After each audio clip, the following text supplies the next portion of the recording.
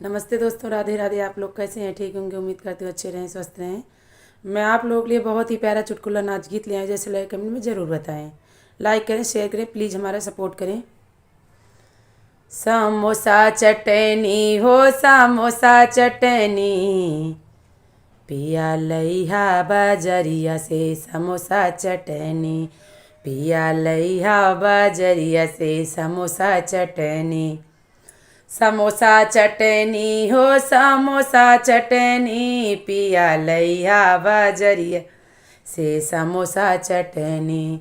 अरे लौतै समोसा सास रानी देखें, बुलावे लगनी हो, बुलावे लगली।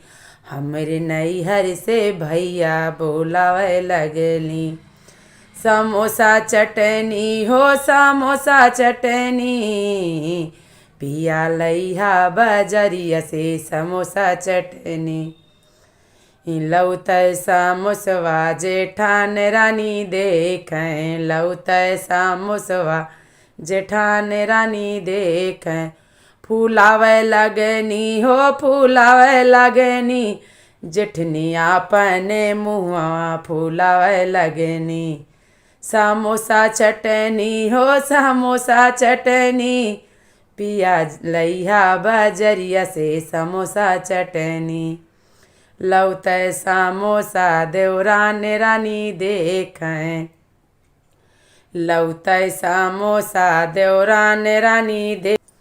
बोले लगनी हो, वो बोले लगली, देवरानी बैठी पलंगिया पे बोले लगनी।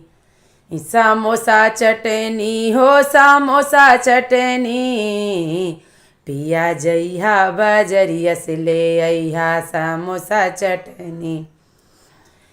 लौतै समोसा ननद रानी देखें, लौतै समोसा ननद रानी देखें।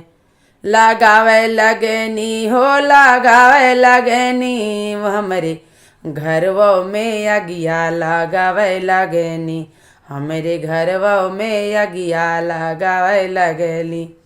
समोसा चटनी हो, समोसा चटनी, पिया जइहा बजरिया ले हैया समोसा चटनी।